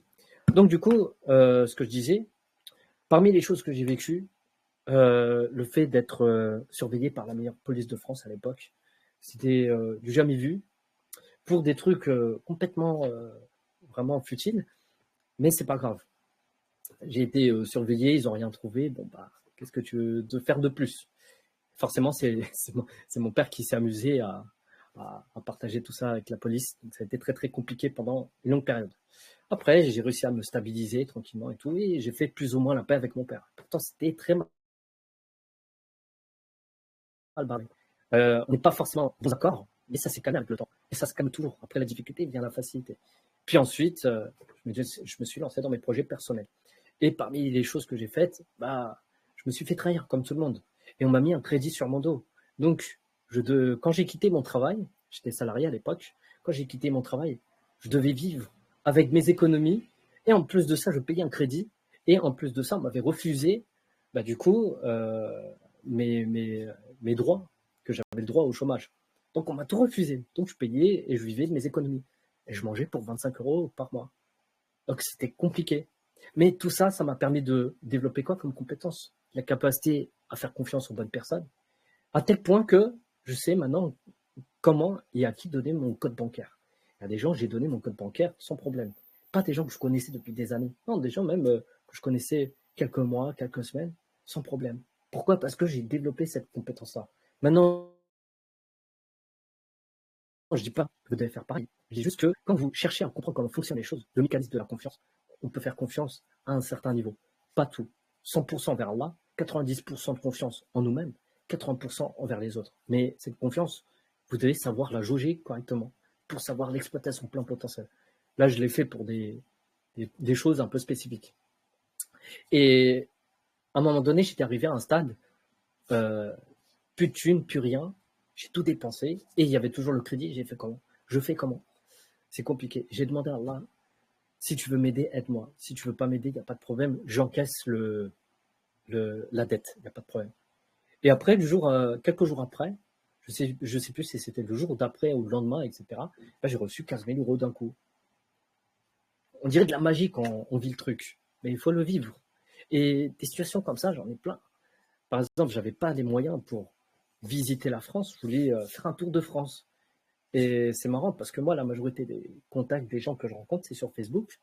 Et j'ai été invité partout, à Lyon, Perpignan, euh, en Normandie. Des gens que j'ai rencontrés sur Facebook, là où les gens ont du mal à faire confiance, moi, j'ai pas de problème par rapport à ça. En fait, c'est Allah qui vous permet de faire des choses incroyables si vous mettez votre confiance envers Allah. Donc, je vais brièvement vous montrer un peu concrètement comment je concrétise les choses dans la préparation mentale, comment je fais les suivis, etc. Vous savez, du coup, ce que j'ai fait, c'est simple. J'ai un temps, comme tout le monde en a un temps de vie, donc j'ai illustré tout ça de manière graphique. Quel est le temps qui est fini, passé, où je ne peux plus exploiter? Tout ce qui est en rouge, c'est inexploitable. Et tout ce qui est en vert, c'est le temps qui peut potentiellement me rester. Après, bien sûr, on peut tous mourir avant, du jour au lendemain, etc. Mais avec ce temps-là, une fois que j'ai défini mon temps, maintenant, j'ai des actions à placer. Donc, dans le domaine de la musculation, si vous regardez ici, là, je mets une date et ensuite un objectif. Et je me concentre sur quoi? Série 3, 8 répétitions, 28 kilos. Et la semaine prochaine, une rep. La progression, ça se fait en une rep ou quelques secondes. Ça se fait par des petits pas. Et tout le temps et à chaque fois. Donc, c'est vraiment sur des petits détails qu'on progresse à long terme. Et c'est pas un secret. Les petites habitudes font de grands résultats. Maintenant, pour avoir une bonne musculation, pour prendre de la masse, forcément, il faut avoir une bonne nutrition. Donc, il faut rentrer dans les macronutriments, micronutriments. Je détaille, encore une fois, tous les éléments dont j'ai besoin. Ça, c'est juste pour vous illustrer comment moi je fais tout ça. Mais je ne fais pas au hasard. Je prends les éléments que mon corps a besoin. Il faut toujours s'adapter par rapport à votre situation. Et après, un calendrier, un suivi de mes projets, que ce soit en musculation, et je fais ça pour tous les projets. Je fais ça pour mes dépenses mensuelles. Je fais ça pour toutes les choses perso. Et donc, du coup, je le fais en 4 phases généralement. 3 mois, janvier, février, mars. Ça, c'est la phase 1. Ensuite, phase 2, la même chose. Avril, mai, juin, et ainsi de suite. Et en fait, en faisant comme ça, je peux suivre mes actions. Qu'est-ce que j'ai réussi à faire? Qu'est-ce que je n'ai pas réussi? Et comprendre ce qui a marché, ce qui n'a pas marché. Et du coup, on peut pas toujours avoir de la réussite. Il y a des choses où j'ai échoué, j'ai raté, donc j'ai mis des petites croix. Et des choses où j'ai validé mon action, donc ça a été top, je suis passé à l'étape suivante. Et c'est pas grave si c'est pas totalement parfait. Le plus important, c'est de voir son évolution. Est-ce que janvier 2025, je vais être la même personne en janvier 2026 avec des suivis très personnalisés? Et du coup, j'illustre de cette manière-là. Forcément, j'ai fait. Oui, Profite juste, je reviens un peu en arrière sur une question qui était posée, si ça ne te gêne oui, pas. il n'y a pas de souci. On a une question d'une sœur, si je peux me permettre. Comment vivez-vous en tant que musulman le fait que vos parents ne soient pas musulmans pour le moment, qu'Allah les guide, et la confiance en nous est-elle liée à notre confiance en Allah? D'accord. Si je résume bien, comment je fais pour vivre la relation avec mes parents, la dictée que mes parents ne soient pas croyants et que moi je suis croyant, comment j'arrive à gérer ça, c'est ça? Ça, c'est la première, c'est ça. Ouais, Et ouais, l'autre, la confiance en nous est-elle liée à notre confiance en Allah? Tu as deux questions. d'accord. La première question par rapport à la relation que j'ai avec mes parents, c'était déjà très complexe même avant que je sois converti. Et quand je me suis converti à l'islam, bah, ça a juste empiré les choses. Mais après, bah, c'est très compliqué de gérer les relations comme ça. Des fois, il y a des hauts, des bas. Moi, le plus important, c'est que, ok, je suis croyant, etc. Je respecte mes parents. Je les aime pas forcément, mais je les respecte. Pour moi, c'est le plus important. Et après, tant mieux s'ils sont croyants. Et je demande à ce qu'Allah les guide. Et des fois, j'ai un peu de mal. Il faut dire la vérité. Je suis pas parfait. Des fois, c'est compliqué parce qu'ils m'ont fait des trucs très difficiles. Donc, je me dois de les respecter. Et après, quand mes parents me donnent des bonnes choses, parce qu'ils ne sont pas forcément des monstres non plus, même s'ils ont été durs, bah, je fais des doigts. Et quand ils sont durs, je demande à Allah qu'Allah fasse justice. Voilà, je ne demande pas plus que ça. Donc, je gère les choses comme ça. Et c'était très, très compliqué. J'ai perdu beaucoup de membres de ma famille qui étaient souvent hindous. Et donc, c'est difficile, mais c'est comme ça fait partie de l'épreuve. Et c'est mon épreuve à moi. Donc, il y a peut-être d'autres personnes qui vivent ce genre d'épreuve. Et c'est très, très, très difficile de voir un proche qui part bah, en tant qu'hindou. Donc, ça a été très, très compliqué. Surtout pour mon oncle. En plus, c'est marrant parce que j'ai un oncle, il y a très longtemps, voilà, plusieurs membres de ma famille qui sont tous partis en tant qu'hindou. Et je suis le seul extraterrestre, mais c'est pas grave, c'est Allah qui a décidé. Pas de choix, c'est l'acceptation de ma situation. Et ensuite, deuxième question, c'était est-ce que tu peux la répéter, Mehdi, s'il te Oui, plaît? la confiance en nous est-elle liée à notre confiance en Allah? Ça, c'est ça. Et ça répond à ta demande, c'est surtout par rapport à qui est-ce qui les attend dans l'au-delà en tant que non-musulmans. D'accord. Moi, ce que je peux dire par rapport à la confiance, je sais que c'est pas la même confiance. La confiance en Allah et la confiance en nous-mêmes, c'est très différent.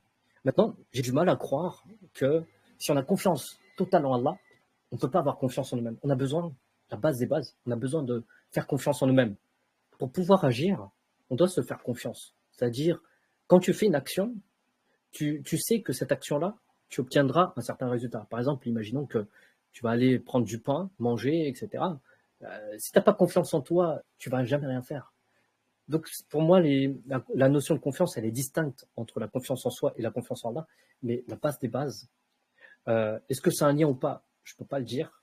Je ne pourrais pas répondre parce que c'est un peu une question religieuse. Ça, il faudrait plus le poser à un savant. Mais ce que je peux dire par contre, c'est que la confiance en Allah est très distincte de la confiance en soi et que euh, quand tu t'en remets totalement en Allah, logiquement, quand il y a des choses qui se passent, etc., peut-être ta confiance peut aussi logiquement monter. La confiance en soi peut aussi monter.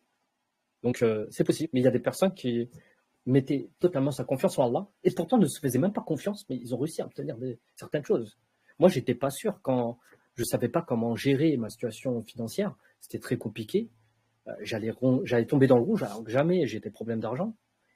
Mais pourtant, je savais pas moi comment j'allais faire. Donc, j'étais pas sûr de moi-même, mais j'avais pas le choix. Je devais juste faire confiance en Allah.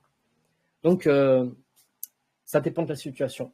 Ça dépend de la situation. Mais pour moi, le type de confiance, c'est très distinct. La confiance en Allah et la confiance en soi, c'est très différent. C'est pas la même chose.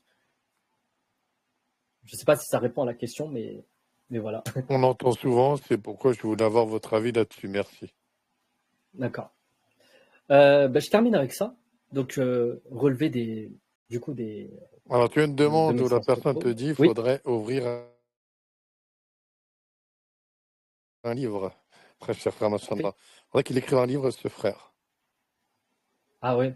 C'est vrai que j'avais écrit un livre d'ailleurs, un livre en test expérimental. Donc, c'est pas officiel. Je l'ai même pas publié. Mais le problème, c'est que ça fait 400 pages. 400 pages. Et j'ai fait un mélange de préparation mentale et de beaucoup de domaines. Est-ce que je le publierai ou pas? Je ne sais pas, je verrai. Mais je dois faire des corrections dessus. Mais je l'ai gardé en cas où, si un jour je le publierai. Mais oui, j'avais déjà fait un sujet par rapport à ça.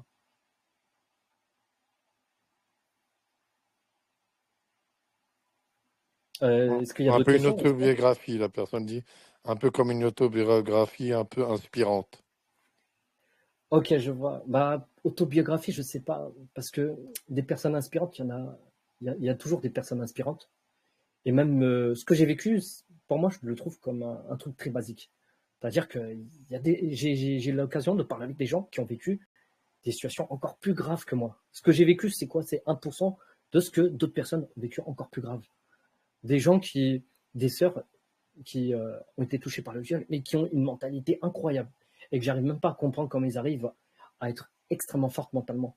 Et pourtant, ils étaient dans des situations très complexes, de devoir gérer des enfants, de devoir gérer une situation financière où il n'y a rien du tout, etc. Comment ils ont réussi? Et de la persévérance, la patience. Franchement, il y a beaucoup de personnes, il y a énormément de personnes qui sont très, très exemplaires. Donc, tant mieux si ça peut aider des personnes par rapport à ce que j'ai vécu, mais il faut bien comprendre qu'il y a d'autres personnes autour de vous, il y a toujours des gens qui ont vécu des dingueries. On est des exemples nous-mêmes et à travers les autres, et des fois d'autres personnes sont des exemples, et ainsi de suite. En fait, on s'enrichit les uns avec les autres.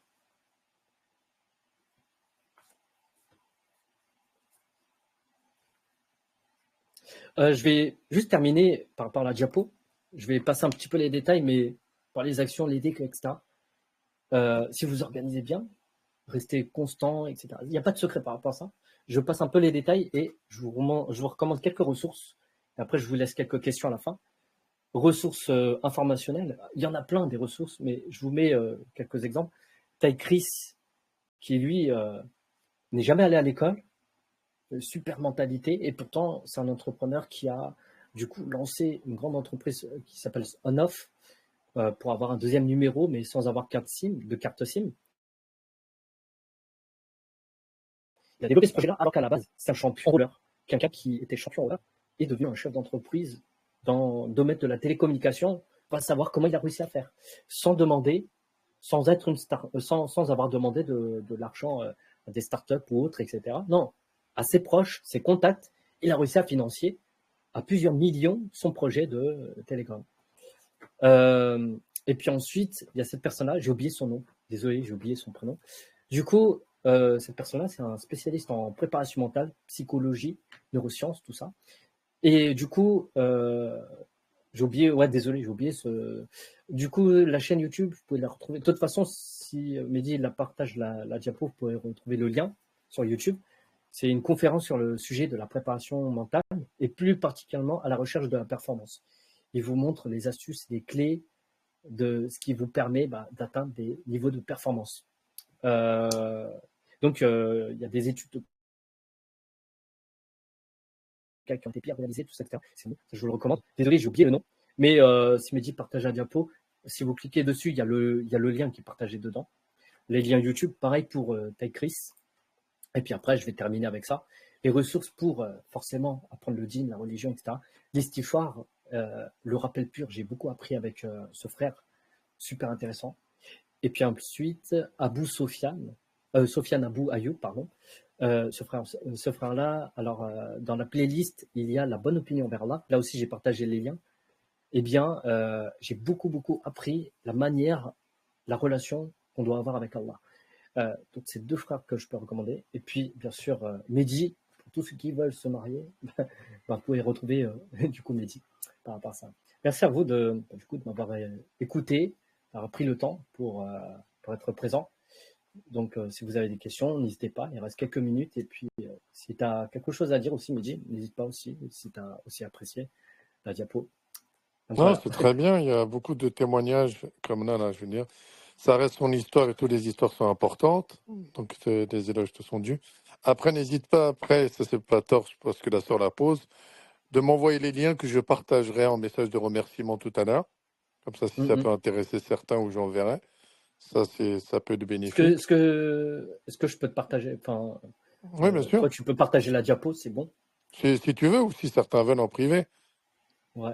Bah, la diapo, tu peux la partager, il n'y a pas de problème. Parce que tous les D'accord. liens qui sont partagés, les liens, etc., ils peuvent la consulter. Donc voilà, c'est une diapo qui est libre de toute façon. Après, ce qui ressort dans les messages, c'est beaucoup de remerciements de ta part d'avoir osé prendre la parole, raconter ton vécu. Beaucoup de remerciements, qu'Allah te récompense. Bravo, continue. Amin. Ta Merci. positivité. Maintenant, moi, où j'ai juste une question là qui a été posée. Oui. Voilà, la suivante. Et là, c'est une Mhm. sœur. Comment, en prenant exemple, comme tu as dit, cher frère, quand on voit, elle te demande un conseil, hein, je pense, oui, c'est un conseil, c'est marqué. On voit ce temps qui passe, on voit ces rencontres, on reste dans un état d'esprit, mais on voudrait se marier. Comment rester dans cette spirale qui nous paraît pour nous négative, tout en restant positif? D'accord.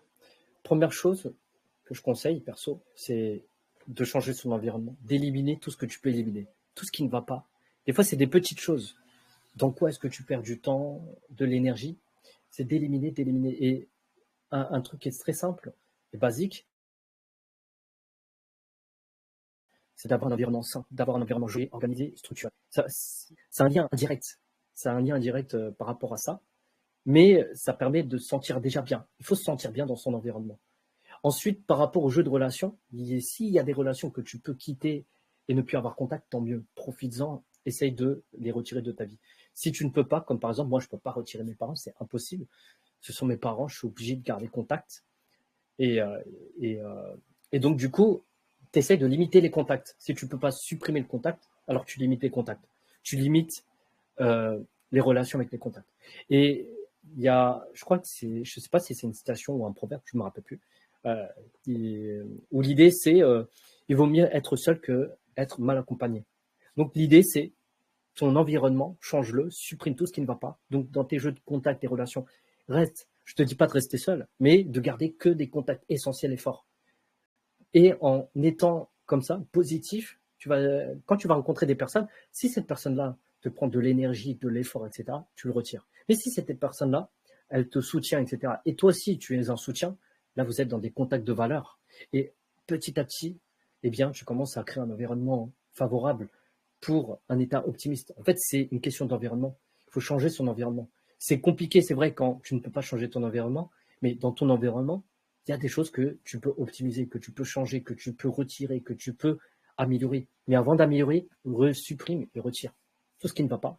Et ensuite, petit à petit, ajoute tous les éléments forts. Les éléments forts, ils font le poids.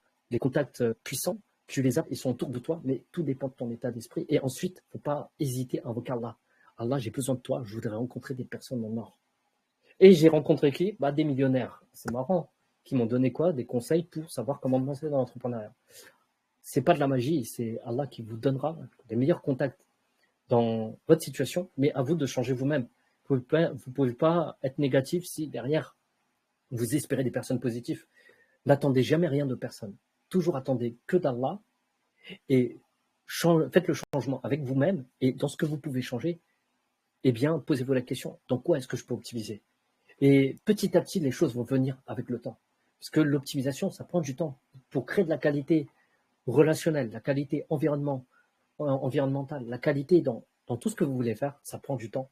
Et ça prend du temps de retirer, de supprimer, d'éliminer. Et des fois, il y a des choses que tu ne peux pas, donc il faut limiter. Il faut penser les choses de manière plus intelligente. Et bien sûr, pas être radical. Faire petit à petit. Même si le changement, c'est une petite chose, c'est pas grave. Il vaut mieux changer petit à petit et tous les jours plutôt que de changer radicalement. Ça sert à rien. Ça sert à rien. Je te remercie. Tu as une demande d'un frère, et je vais te la lire parce que c'est long. On va prendre Oui. le temps, n'hésite pas, n'est-ce pas? Se motiver seul est compliqué. Il faut un déclic. La motivation vient souvent d'un facteur extérieur. Par exemple, je me suis motivé un court instant avec ton exemple de petit point blanc au milieu du noir qui devient tout blanc d'optimisme partout. Mais cette motivation est venue seulement grâce à toi et par la grâce d'Allah. Mais n'est pas venue de moi. Le cerveau est capricieux. Avec l'expérience, il réagit en mode automatique et on s'enferme dans nos propres convictions. Donc, c'est compliqué de D'accord. s'automotiver seul. On est comme piégé face à un plafond que seul est un déclic extérieur peut briser. Tes conseils sont bons, machin, mais ils sont que tournés vers soi-même et j'ai du mal avec cette manière solitaire. Donc, comment provoquer ces éléments extérieurs qui me manquent pour hacker mon cerveau et me motiver? Alors, au cas où c'est un frère. Oui, ça marche. Bah, Maïkoum, merci à toi pour cette question. Première chose, la motivation, c'est très bien. Ça va, ça vient, mais ça disparaît. Ça peut disparaître, ça peut après réapparaître. Et ensuite, deuxième chose, et ça, c'est vrai que c'est de ma faute, j'ai oublié de le mentionner, mais dans la préparation mentale, quand on fait de la préparation mentale, il faut avoir une certaine discipline. Action, réaction et ensuite habitude. Et au début, les 3 mois, comme je disais dans la diapo, les 3 mois, c'est les 3 mois de galère, les 3 mois de complications, les 3 mois d'effort pour créer une habitude. Une habitude, c'est tu fais quelque chose, tu ne réfléchis pas. Donc, quand tu es dans une habitude, tu vas faire. Donc, il faut avoir discipline. Même quand tu le fais, quand tu ne le fais pas, que tu aimes, que tu n'aimes pas, qu'il fasse un beau temps ou la pluie ou tout ce que tu veux, eh bien, tu vas quand même le faire. Quand tu vas au travail, le travail, tu n'aimes pas forcément le travail que tu fais, mais pourtant, tu y vas parce que tu n'as pas le choix. Il y a une habitude, En fait, c'est plus facile le travail. Pourquoi? C'est pas une question de discipline, le travail. C'est une question de besoin. Derrière, si tu travailles pas, tu n'as pas d'argent, tu peux pas vivre. Mais quand c'est un objectif, c'est compliqué, c'est vrai, de se motiver. C'est pour ça qu'il faut bien structurer et calibrer son environnement, encore une fois, pour ensuite créer une discipline militaire. Et tu n'as pas le choix, mais c'est une discipline militaire. Quand tu veux faire ta prière, il y a une certaine discipline. 5 fois par jour, il y a des heures précises, il y a des conditions à respecter, il y a des règles à respecter. On ne fait pas la prière comme on a envie, comme on veut. Non, il y a une prière, il y a une manière de faire. Et quand tu veux atteindre un certain objectif, il y a une manière d'atteindre un objectif. Donc cette manière, c'est quoi? C'est à travers des comportements et des actions pour atteindre un certain but. Et ce but va se faire 4 d'actions. Donc, c'est bien d'avoir la motivation, ça a un boost d'énergie, c'est vrai, mais ça part et ça vient. Et comme tu l'as vu à l'instant, la preuve, c'est venu et après c'est parti. Mais quand tu es tout seul, c'est compliqué. C'est pour ça qu'il faut éliminer les pensées parasites. Il faut faire ça tous les jours. Avant de dormir, tu sais, moi, mon but personnel, et je vous le dis, mais bon, je ne sais pas si c'est bien de le dire ou pas, mais moi, c'est mon avis perso. La manière comment j'ai envie de mourir, c'est je veux mourir avec la parole La ilaha illallah. Celui qui le dit, il va au paradis. Quand j'avais lu ce hadith, je pense assez connu, eh bien, ça m'a fait tilt et j'ai demandé à Allah, je veux mourir sur cette parole-là. Et donc, pour m'entraîner, tous les soirs, eh bien, je demande à Allah que j'ai envie de mourir dans la parole du Tawahid. Le plus important, avant de dormir, je dis 3 fois La ilaha illallah. Et qu'est-ce qui se passe quand je fais des rêves où je me vois mourir? Je dis La ilaha illallah. En fait, je me prépare tout le temps. Et tout le temps, à chaque fois. En fait, c'est une question d'habitude, c'est compliqué. Comme toute chose, c'est toujours dur et compliqué. Le début, le démarrage, c'est compliqué. Même pour un moteur. Un moteur électrique, il y a un pic de courant qui est fort, qui demande un maximum d'énergie. Et ce maximum d'énergie peut faire exploser le moteur. Mais pourquoi il n'explose pas? Parce que le cours est tellement court, donc qu'à un moment donné, le moteur se stabilise pour avoir la ressource naturelle pour pouvoir démarrer logiquement et démarrer de manière classique.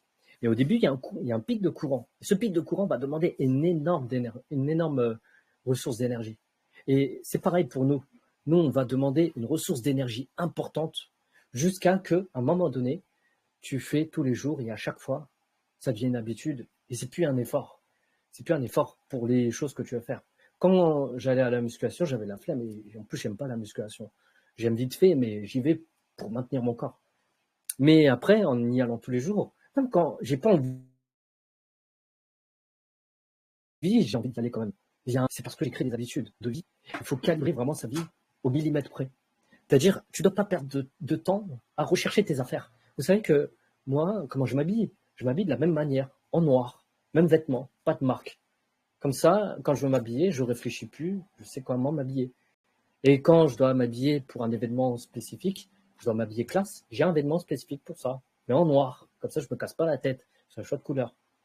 Et je ne réfléchis plus. L'idée, c'est de penser comme un flemmard, mais pas être un vrai flemmard. Enfin, pas être un flemmard où tu fais rien. Un flemmard intelligent. Un flemmard où qu'est-ce que je peux faire pour limiter des actions, mais des actions essentielles, pour que je puisse les faire tous les jours et à chaque fois, de manière disciplinaire, et ensuite passer ces 3 mois et après ne plus réfléchir et ensuite le faire parce que c'est un automatisme. L'idée, c'est ça, c'est vraiment de se forcer les 3 premiers mois. Donc, l'effort, tu es obligé de l'avoir, quel que soit. Sois prêt à des épreuves, et des épreuves lourdes. Les choses ne sont pas gratuites. On ne va pas te donner une solution magique, tiens une pilule, et puis vas-y, bah, tu as ton coup de boost, c'est très bien. Mais ça ne va pas durer longtemps. Ce qui va durer, par contre, c'est la discipline. La discipline, l'organisation, le fait que tu sais exactement ce que tu es en train de faire. Et puis quand tu ne sais pas, tu vas chercher l'information, toujours une solution. Tu me dis, ouais, mais comment je fais ceci? J'ai une solution. Discipline. Mais ouais, mais moi, j'aime pas. Mais que tu aimes ou que tu n'aimes pas, c'est une solution. Et si tu veux atteindre des grands objectifs, tu as besoin d'être discipliné. Et tu peux demander à des grands sportifs, à n'importe quelle personne, ils sont tous disciplinaires. En fait, quand on va atteindre un certain but, on est obligé de s'organiser correctement et forcément d'avoir une fréquence d'action importante. Et je te renvoie sur l'idée du coup de la discipline.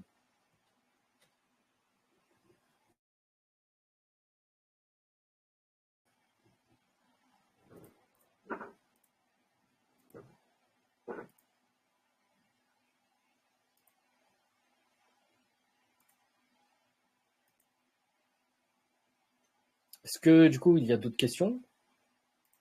Non, il me semblait qu'il y avait des demandes de prise de micro, mais ça ne je les revois plus. Ah, Peut-être que ça a déjà été répondu. t'as juste une demande. Tu as quel âge, cher frère? Ça a été demandé. Ok. Si ça, si c'est pas, si ça ne dérange pas trop, je vais rester ça un peu discret. Entre la Parce qu'il y a 30 et des 40 ans? informations. Ouais, j'ai entre 30 et 40 ans. Ah, parfait, C'est tout ce voilà. que je peux dire par rapport à ça. Pas de souci. Très bien. Tu as juste, ça répond à la continuité. Désolé pour la Mm. question longue, je voulais juste dire que le frère a l'air de s'être forgé seul. Chose que j'admire parce que mon expérience fait que je ne fonctionne pas comme ça. Ça, c'était pour compléter ce qu'avait dit le frère. Et je pense, Ouais. vu que je n'ai pas de demande de prise de parole, si tu veux, on synthétise. Et tu me dis si Oui. j'ai compris aussi. On a tous compris, comme ça peut aider tout le monde. Mais bien sûr, ça a été enregistré. Je Mhm. regarde, ouais, pas de demande de micro, pas de message. Il y a juste une petite chose que je vais Dis-moi, rappeler. vas-y. Vous vous rappelez du coup du carré au début, du carré rouge, carré vert, et ensuite le dernier, je crois que j'avais pas défini le dernier carré, c'était carré jaune, il me semble. Euh, du coup, l'idée c'est simple. La première chose, euh, je vais remettre le programme. Imaginez, première partie, carré rouge, préparation mentale, mise en pratique.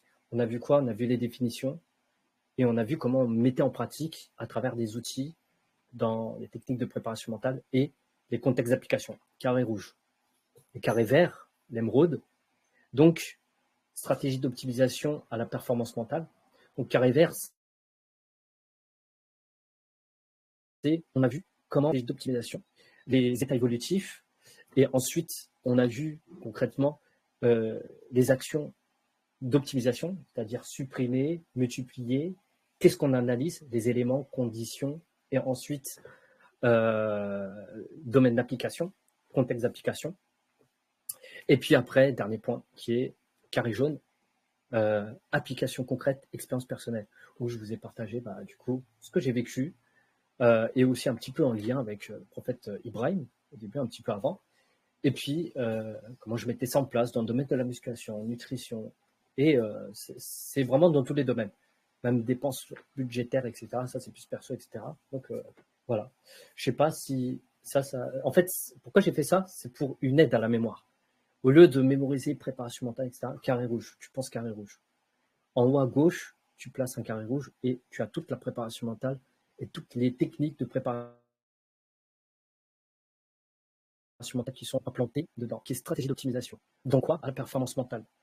Les questions va te permettre justement de mieux mémoriser les informations et à la fin, vas-y, domaine d'application, carré jaune, avec un jaune soleil brillant, où derrière, j'ai partagé quelques éléments de ma vie personnelle par rapport à mon père, par rapport à ce que j'ai vécu, par rapport au fait d'avoir été à la rue, et ainsi de suite.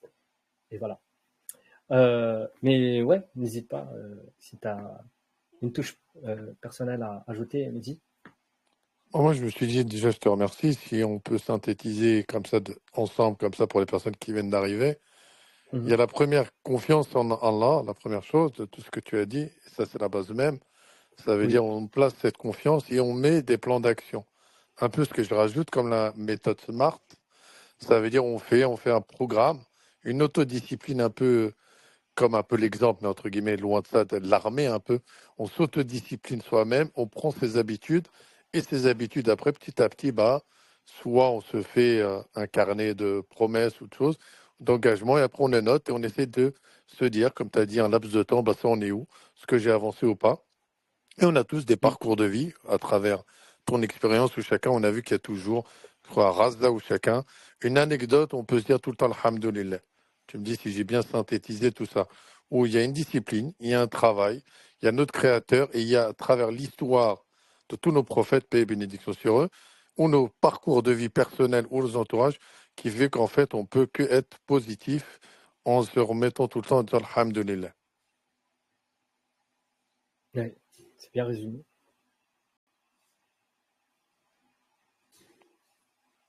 À moins que tu veux compléter ou j'ai une question qui est arrivée là à Oui, l'instant. ouais. Assalamu alaikum. Situation monoparentale. Comment aider ma fille à avoir de la discipline? Je fais du sport et j'ai une discipline spirituelle qui m'aide beaucoup. Et Des fois, comment c'est aider les ados? Elles m'ont vu vivre des choses graves, me relever, optimiste. Mais comment aider dans cette tranche d'âge particulièrement? alors par rapport à l'éducation des enfants, c'est marrant parce que j'avais une amie, elle avait du coup 3 filles, et elle m'avait demandé comment faire pour que ma fille puisse apprendre plusieurs langues. Après, moi, je lui ai dit, c'est très simple, tu, tu, euh, tu les laisses regarder la télé, ce qu'elle aime, tout ça, etc. Mais des trucs éducatifs et bien. Mais la condition, c'est de lui imposer, bah, du coup, une langue à regarder. Le russe, l'anglais, l'italien, etc. Et après, à 4 ans, elle a commencé à parler plusieurs langues. Maintenant, comment, du coup, apprendre aux ados, aux enfants, qui peut être un âge très compliqué, d'imposer une certaine discipline. Parce qu'une discipline, ça s'impose. C'est pas assez. C'est pas quelque chose qu'on aime forcément au début. Donc c'est un peu compliqué. La meilleure façon d'apprendre un enfant, c'est très simple. Un enfant, ça apprend par imitation. Autour de soi, et prendre des références de personnes qui nous entourent.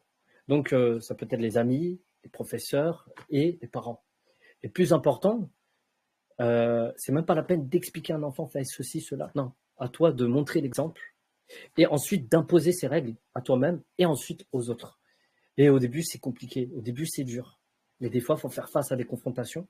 Et avec le temps et l'habitude, à force de faire, quand on suit le même mouvement, il y a une influence qui s'effectue tout seul. C'est un petit peu complexe, c'est vrai, mais plus on éduque un enfant, plus ça sera facile parce qu'un enfant, il apprend directement. Et il ne développe pas encore son niveau de conscience. À partir de 7 ans que là, il commence à comprendre certaines choses et à faire des choix. Mais avant, il faut être l'exemple de ce que l'on veut partager à nos enfants. Si tu veux qu'un enfant soit disciplinaire, est-ce que toi-même tu l'es? Faut être exemplaire d'abord avec nous-mêmes. Et quand on est exemplaire nous-mêmes, eh bien, il faut aussi l'imposer à l'enfant parce que il n'aura pas le choix que de l'accepter. Et c'est compliqué de gérer ça quand c'est déjà ado parce qu'il a déjà un niveau de réflexion. Mais c'est pas impossible. Après, un enfant, surtout un ado, faut le laisser justement vivre son expérience et l'inviter du coup, à s'inscrire dans des sports de combat, dans des sports, quel que soit le sport, il y a une discipline. Et justement, l'entraîneur impose des disciplines aux adolescents, justement pour apprendre le respect, pour apprendre à s'entraîner, etc. Et ainsi de suite. Eh bien, cette discipline, il faut qu'il l'applique aussi dans son quotidien, etc. Il faut vraiment créer un environnement qui invite à la discipline. Et ensuite, les enfants aussi suivront ce même chemin. Mais pour ça, il faut le faire. L'idéal en bas âge, puis après, quand c'est des ados, etc., c'est de les inviter. Vas-y, inscris-toi à une salle de musculation. Inscris-toi à un sport que tu aimes. Ne fais pas ça seulement pour t'amuser. Prends-le de manière au sérieux, c'est-à-dire vraiment performe, deviens le meilleur. Ne cherche pas le minimum. Tu veux rentrer dans une discipline sportive et vraiment t'entraîner, etc. Fais-le bien et sérieusement et à fond et encourage-le.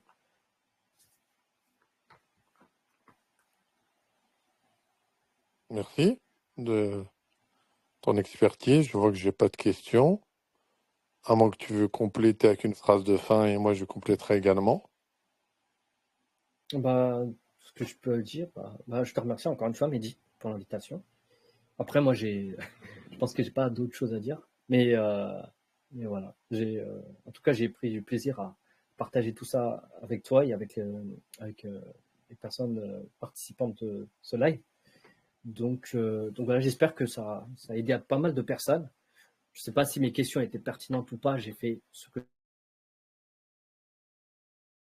j'ai pu, comme j'ai pu. Je suis pas parfait, mais on fait avec ce qu'on a. Non, c'est très bien. Bah, moi, je profite, comme d'hab, comme tu as dit, de tout le temps faire cette adoration auprès de notre Créateur et on n'oublie pas vraiment nos frères Firazé en Palestine. Comme tu as dit, surtout qu'il y a toujours pire que nous, alhamdoulilah. Donc vraiment, merci d'avoir donné ce temps. J'ai beaucoup de retours positifs, donc Allah te récompense. Comme tu as dit, l'état Amin. d'esprit, notre Créateur, il n'y a pas rien à dire sur ça. Et je rajoute, avant de terminer, il y aura un autre live très intéressant, si tu veux te joindre avec plaisir. Et également, 19 octobre, chacun ou chacune, en collaboration avec la mosquée de Romainville, il reste des places. Donc venez, ce sera un événement de qualité, nombreuses, pour faire ce pas, pour faire cette introspection en vue du mariage, ces outils, et qui sait, Allah décidera. Peut-être on aura un autre heureux événement, Inch'Allah Ta'ala. Merci beaucoup, bon dimanche. Amin, merci. Merci. Assalamu alaikum.